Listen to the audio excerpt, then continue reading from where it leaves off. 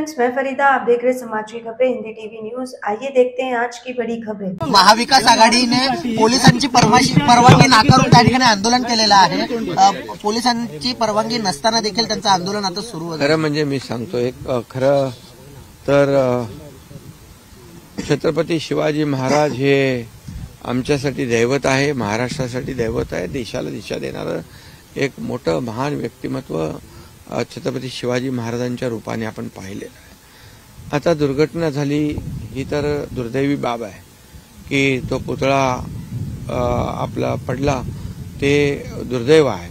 ज्यांनी काम केले त्याची चौकशी होते, त्याच्यावर कठोर कारवाई होईल, कुणालाही सोडलं जाणार नाही। त्याचबरोबर खरं म्हणजे त्या विरोधकांना माझं असं आव्हान आहे की हा जो छत्रपती शिवाजी महाराजांचा पुतळा भव्य दिव्य लवकर कसा उभा राहील यासाठी त्यांनी सहकार्य केलं पाहिजे। सरकार कामाला लागलेलं आहे, तातडीने सगळे जे मोठे शिल्पकार आहेत त्यांना आम्ही बोलवलंय आणि तिथेच भव्य दिव्य असा छत्रपती शिवाजी महाराजांचा प्रेरणादायी शौर्य देणारा आणि शौर्याचा पुरस्कर्ते छत्रपती शिवाजी महाराज होते आणि तशा प्रकारचा पुतळा तिथे उभा आम्ही करू। खरं म्हणजे दुर्दैव आहे की झालेली घटना दुर्दैवी, पण त्याचं राजकारण करणं त्यापेक्षा दुर्दैवी आहे। आणि म्हणून लोक शोधणे आहेत, लोकांना माहीत आहे की आता जे घरी बसले होते त्यांना ते रस्त्यावर आले, आता रस्त्यावर चालू लागले। आता माझं एवढंच म्हणणं आहे, हे जर कोविडमध्ये चालले असते, लोकांना मदत केली असती, महापुरात गेले असते, लोकांना मदत केली असती, तर लोकांनी आठवण ठेवली असती।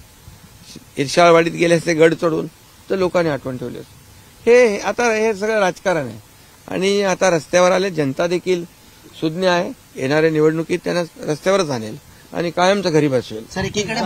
क्या आपका एनजीओ है और काम करने के लिए डोनेशन चाहिए, लेकिन 1280G सर्टिफिकेट नहीं होने की वजह से डोनेशन नहीं मिल पा रहा है, तो आप RTI SKK एजेंसी से संपर्क करें। RTI SKK एजेंसी से संपर्क करके 1280G सर्टिफिकेट बनवा सकते हैं। उठाए फोन और लगाएं कॉल